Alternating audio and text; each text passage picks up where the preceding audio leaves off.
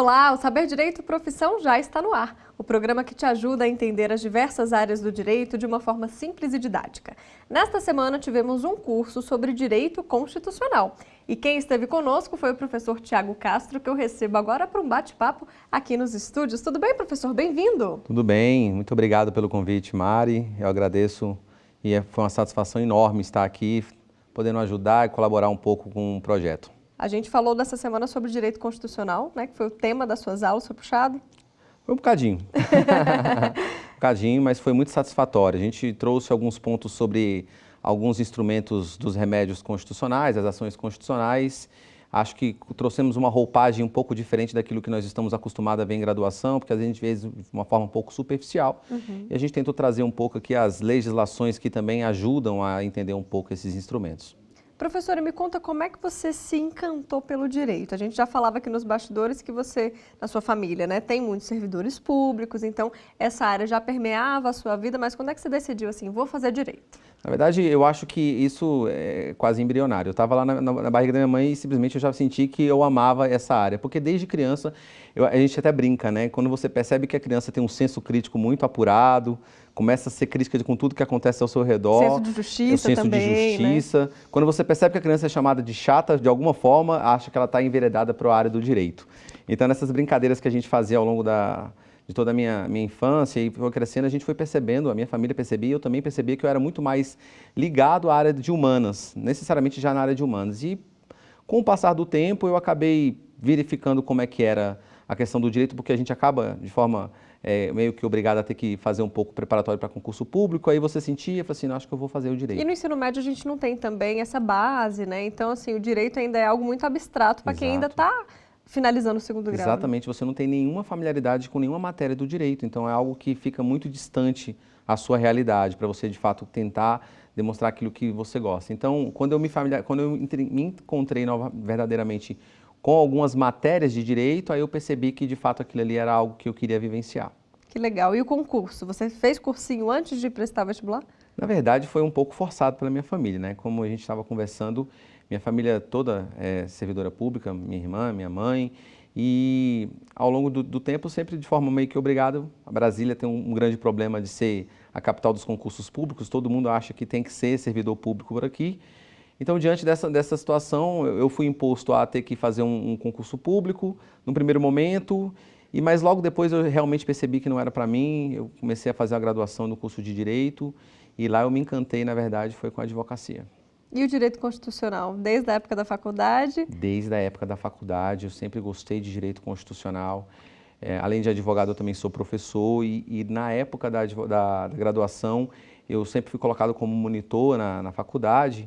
Os professores gostavam e a gente começava lá a ter uma forma de consulta aos nossos alunos. Eu chegava a dar aula já para os alunos da minha faculdade lá. E ali eu já me encantei com o direito constitucional, porque eu acho que é a matéria que norteia todas as demais normas, e aí eu acabei escolhendo a matéria que é mais importante aí do nosso ordenamento jurídico. E foi simultâneo a advocacia e a academia? Sim, foi simultâneo.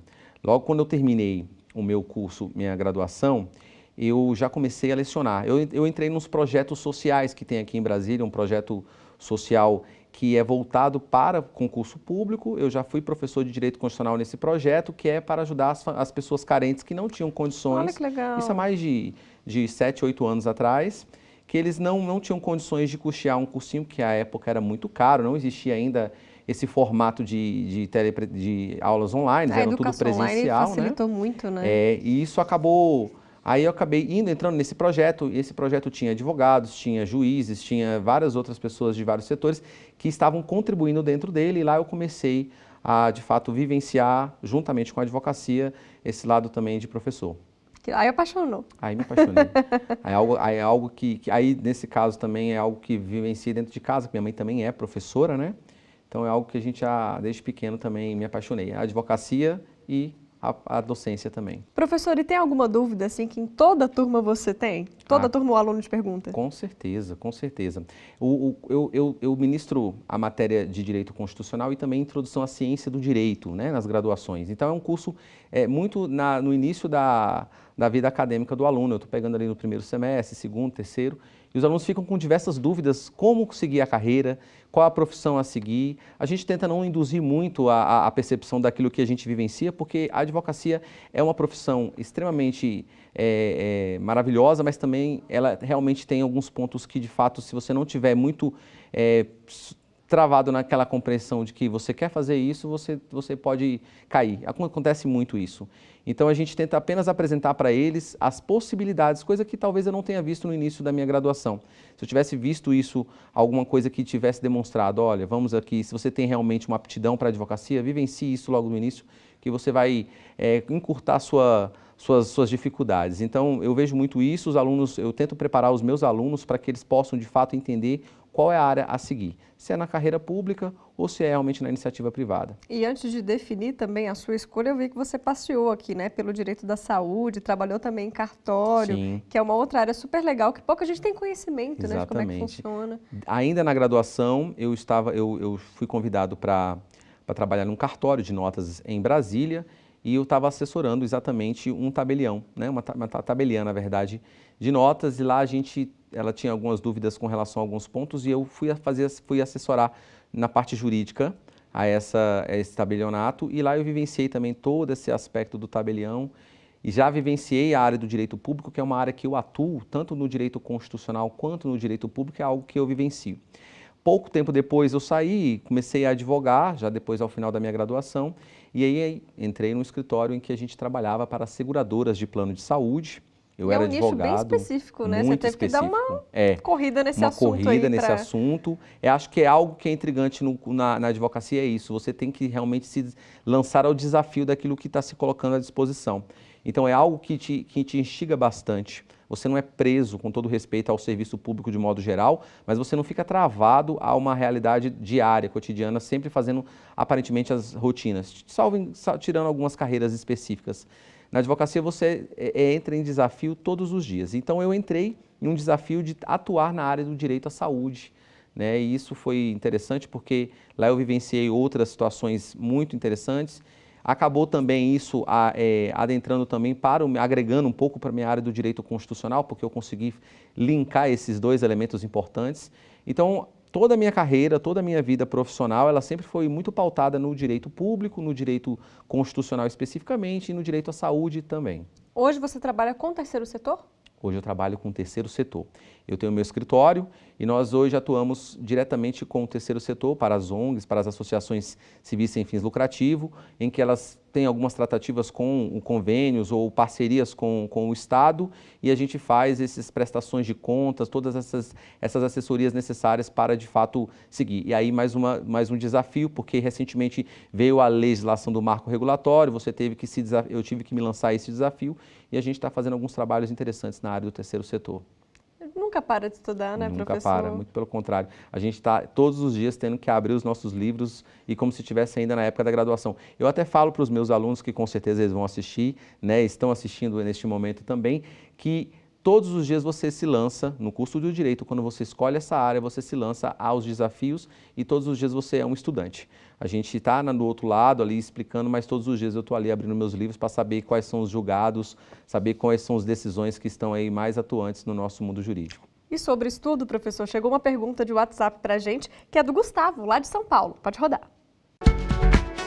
Professor, você estuda por quais meios? Você já estudou pela TV Justiça? Na sua opinião, qual a importância dela para a sociedade? Já que a gente falava então de estudo, você ainda estuda, né, professor? Sim, estudo e vou viver estudando até o resto da minha vida, não tem jeito, né? É uma área que, de fato, você não tem como fugir dessa realidade. E essa pergunta foi muito interessante porque quando eu cheguei aqui, né, aqui nos bastidores e vivenciei toda essa história aqui dentro da TV Justiça, eu fui lembrar ainda na época da minha graduação, porque ainda quando o formato do saber direito, ainda tinha os alunos na parte de trás, que estavam vivenciando junto com o professor que estava naquela bancada ali na frente, eu fui um dos alunos em um período específico.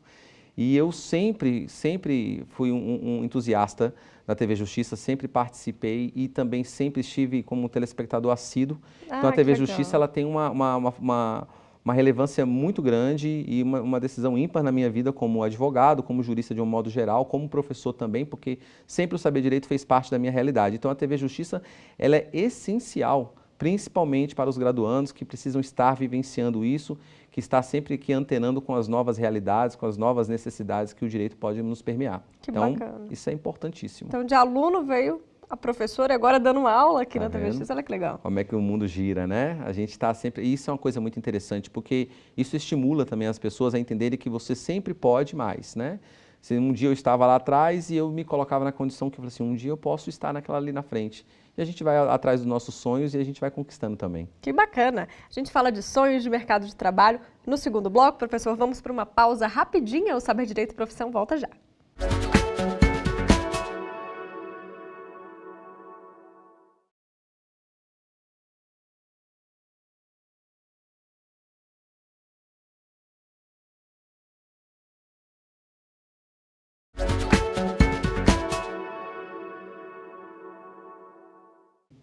O Saber Direito e Profissão está de volta. Hoje a gente fala sobre direito constitucional, carreira e mercado de trabalho com o professor Tiago Castro. Professor, nesse segundo bloco a gente sempre dá dicas para os estudantes que estão saindo da faculdade, às vezes ansiosos, desesperados, falando, e agora, para onde eu vou? É isso mesmo. É uma pergunta recorrente, né? É uma pergunta recorrente que todos os dias aí bate nos anseios das necessidades dos alunos.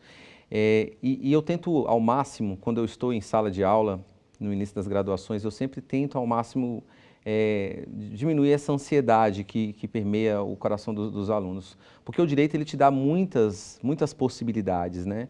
Então, talvez hoje houve um aumento substancial de alunos que estão buscando o direito, talvez pela possibilidade do mercado de trabalho ser também extremamente extenso. E, ao mesmo tempo, isso acaba gerando uma grande frustração, porque você não sabe, de fato, qual é a área que você vai seguir. Por eu ter vivenciado um pouco isso também na minha graduação, em decorrência muito da questão da família, como uma imposição de buscar o serviço público, por um tempo eu fiquei ainda enveredado para a ideia do direito do serviço público e só ao final da graduação eu, de fato, fui perceber que eu queria viver aquilo da advocacia.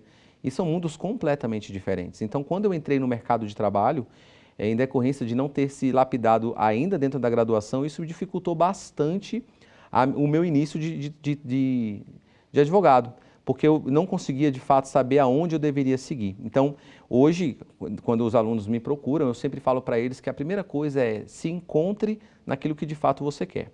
E aí eu percebo ao longo, identificando qual é o perfil que cada um tem. Se a pessoa de fato ela é uma pessoa que está muito mais norteada para a ideia do serviço público, ok, abraça desde a graduação, estude para aquilo, porque ainda na graduação você pode passar para um concurso público ainda de nível médio, depois você, quando terminar, você pode também galgar um novo cargo para nível superior. Já na advocacia você também tem que ter essa familiaridade, é isso que você quer? Se você entender isso desde o início da graduação, você precisa ir para os estágios dentro dos escritórios e entender como funciona o mecanismo de um escritório, como atende um cliente, como realmente fecha um cliente, quais são os mecanismos. Isso eu acabei não vivenciando porque todos os meus estágios foram na área pública, sempre dentro do direito da área pública. Então, estagiei em Tribunal de Justiça, estagiei em outros setores que sempre foi setor público, o que não, depois ao final você vai ter que sair. Então, hoje eu tento identificar, levar eles para um mercado para que eles possam entender de fato aonde devem seguir. E a gente falou no bloco anterior que você trabalha no terceiro setor e essa é uma área também que não é tão explorada quanto as outras áreas que a gente está mais acostumado a ver. É uma área que ainda tem também campo? Sim, tem muito campo. Na verdade, existem áreas do direito que foram pouco exploradas até o presente momento.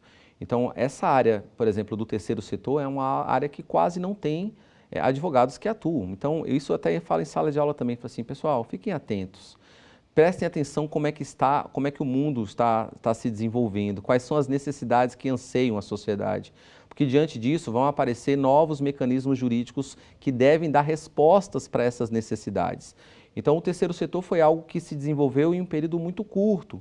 Então, agora mesmo nós temos a legislação do marco regulatório que veio disciplinar as necessidades, porque era uma área que estava muito dentro do amadorismo. Então, consequentemente, as pessoas que atuavam na ideia filantrópica achavam que só deveria ter um trabalho social que não deveria se amparar em nenhuma legislação.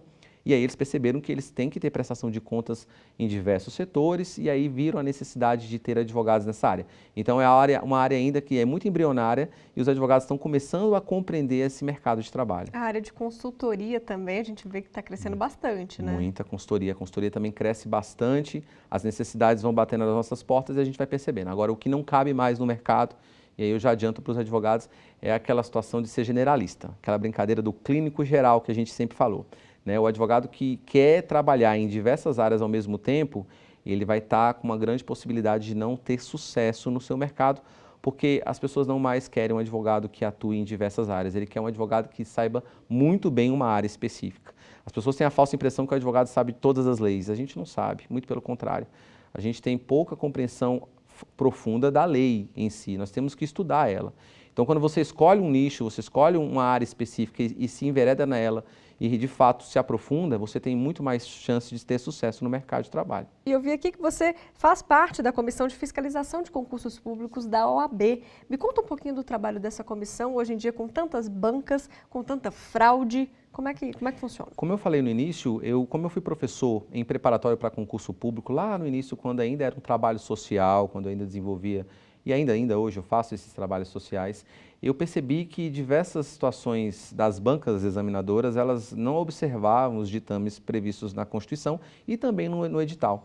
Existia uma falta de observância das regras previstas. Então, há uma grande demanda de situações de candidatos que são cerceados nos seus direitos e muitas vezes ele até deixa de lado porque, de fato, ele não tem compreensão da forma abusiva que, às vezes, as bancas colocam.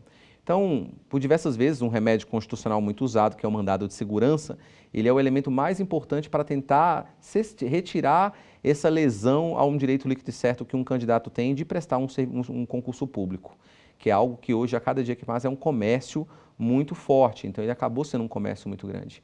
Diante dessas situações, a OAB ela se preocupou, teve um olhar extremamente sensível também para a área do concurso público. Então, ele fiscaliza, de fato, a realização desses concursos, se eles estão seguindo os preceitos normativos previstos, com relação às cotas, com relação ao percentual mínimo que está sendo exigido ou não, se de fato eles estão cumprindo as previsões legais. Então, ela tem muito mais uma análise clínica e também dá um pouco mais de suporte ao aluno e ao candidato, para ver se ele não é desrespeitado, porque é tão complicado, você já estuda para concurso público, depois de você ter o seu nome lá já previsto lá no edital, uma coisa que você sempre quis ser classificado e ainda ter algum prejuízo, isso é uma frustração enorme. Então essa é a grande preocupação nessa área de fiscalização dos concursos públicos de um modo geral. Tem alguma dica na hora de analisar um edital que o aluno tem que ficar esperto? Diversas dicas. O aluno ele tem que observar se aquele concurso tem uma previsão, por exemplo, da questão do exame psicotécnico, e esse exame psicotécnico ele não pode ser uma previsão editalícia, ele tem que ter uma previsão em lei, e aí se tiver uma previsão em lei, ele tem que observar se o edital está trazendo todas as previsões mínimas necessárias para que de fato ele tenha uma análise do exame psicotécnico. E é uma grande demanda de ações que atuam principalmente no exame psicotécnico. As pessoas têm aquela brincadeira, não passei no psicotécnico, então eu tenho algum problema psicológico. Não tem nada a ver. Na verdade, é um exame extremamente profissional para saber se a pessoa tem ou não tem o perfil adequado para exercer aquele concurso público, aquele cargo especificamente. Então, ficar muito atento ao edital. Uma coisa que eu falo sempre em sala de aula, se você vai fazer concurso público, a primeira coisa que você tem que fazer é ler o edital por completo. As pessoas... Tem isso, as pessoas leem só a área que, né, que exatamente. interessa. Não, eu fico brincando também que parece muito aquela situação, quando a pessoa vai tomar um remédio, ela não lê a bula, e assim, 99% não lê a bula, né? Então, se você não lê a bula, você não sabe quais são os efeitos colaterais que pode ter daquele remédio. É a mesma coisa o concurso público. Se você não se prepara o mínimo possível e saber quais são as regras impostas naquele concurso, há uma possibilidade enorme de você não ter sucesso na hora da sua prova. Legal também a gente falar de títulos quando se trata de concurso público, porque hoje em dia é raro a gente ver um aluno que se interessa por essa área mais acadêmica, de mestrado, de doutorado. Isso também pode fazer a diferença na hora de uma classificação. Faz uma grande diferença. A gente tem que entender que o mercado de trabalho, a parte dos títulos, ele não é só para uma compreensão de você ir para o mundo acadêmico, como se você fosse um professor, não. Na verdade, todo título é muito bem-vindo, você tem que se desenvolver nele e entender também que ele é muito importante na hora de você ser avaliado, porque a prova pode ser uma prova só de prova ou também pode ter de títulos e isso vai elevar substancialmente a sua nota e você vai ter um grande êxito na sua prova. Professor, chegou mais uma pergunta aqui de WhatsApp para a gente, dessa vez é da Andresa, também de São Paulo. Pode rodar. Professor, como o senhor acha que a advocacia será no futuro? Na sua opinião, o que nós, jovens estudantes, devemos nos atentar e estudar mais? Duas perguntas Sim. complicadas de responder. Vamos lá, professor, advocacia no futuro. Advocacia no futuro. É um desafio enorme. Hoje nós temos uma quantidade enorme de advogados no mercado, mais de 1 milhão de advogados estão aí inseridos. E eu posso falar como particularidade aqui em Brasília mesmo, nós temos mais de 60 mil inscritos aí, aparentemente, já no nosso OAB, e as pessoas falam Brasília com 2 milhões e pouco de habitantes, como é que você vai ter um advogado para cada 10 pessoas? E aí eu percebo que, na verdade, esse número não representa, de fato, o advogado que está atuando. Então, muitos, eu diria que a cada 10, pelo menos uns 6 ficam pelo meio do caminho. Que é mais ou menos o que acontece no concurso também, né? Todo mundo que faz a prova que está preparado para passar. Exatamente. Então, ele fica no meio do caminho porque ele se frustra e não consegue sobreviver neste ramo. Então, a primeira situação é como é que vai ser a advocacia para o futuro. Eu sou uma pessoa extremamente entusiasmada com tudo, então eu vejo o mundo de forma eu tento ver de forma muito positiva. Então, eu ainda vejo que a advocacia ela tem um mercado muito grande. Nós somos essenciais à justiça, não vamos perder esse leque. Então, estamos lá na Constituição. Se nós estamos na Constituição, então nós temos que ser respeitados na nossa estrutura como uma instituição máxima que vem defender os interesses da sociedade. Consequentemente, o que vem a demonstrar que, se eu ainda sou importante, nós somos importantes para um Estado democrático de direito, eu tenho que entender que eu tenho que observar o mecanismo como o mundo está se comportando. O comportamento da sociedade vai determinar aonde o advogado tem que atuar. Agora mesmo tem uma área muito forte também que é a ideia das startups.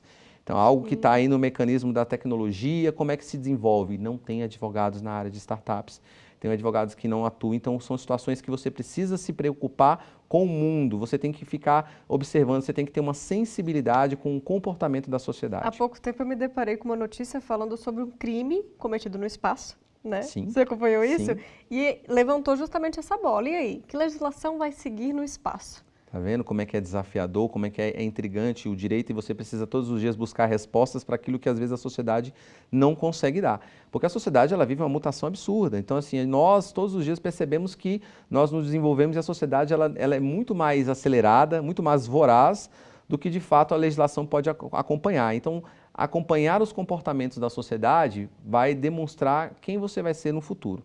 Então, perceber quais são as necessidades, o que o mundo está se tornando, quais são os mercados que você pode atuar, uma coisa que você não pode ter.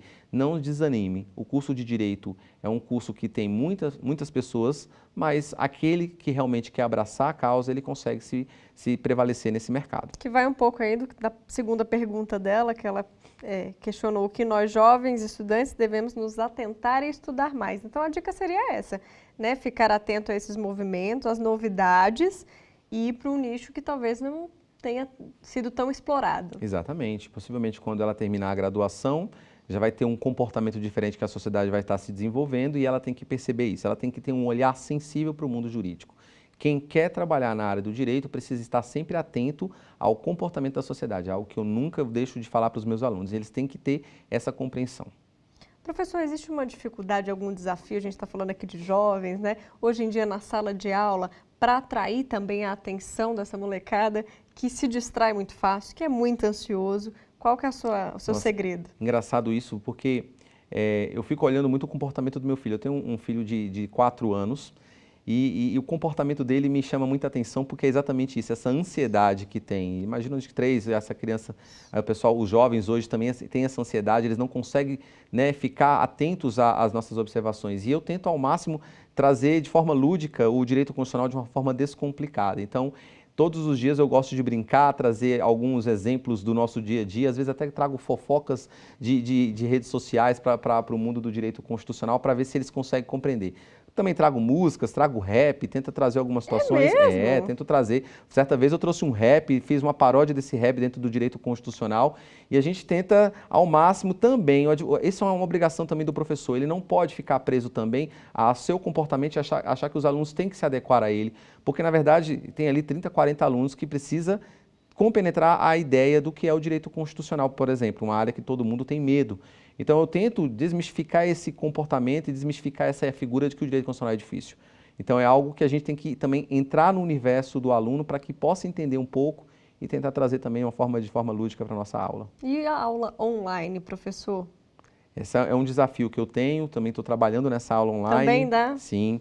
E eu acho interessante porque exatamente nesse comportamento da ansiedade, das coisas mais fáceis e práticas que nós buscamos, as pessoas querem também praticidade, né? Então, se deslocar da sua casa, pegar um trânsito, ir para um cursinho, ficar lá 3, 4 horas, depois voltar, tem um custo, então tem questão de custo, então o presente... É atrativo por vários motivos. É um atrativo por diversos né? fatores, né? Então, quando você está ali em casa, no seu conforto, você diminui os seus gastos. Diante dessa situação, você percebe que o mercado está muito indo para a área das redes sociais. Então, se está indo para as redes sociais, nós também temos que acompanhar isso. É a ideia do mercado de trabalho.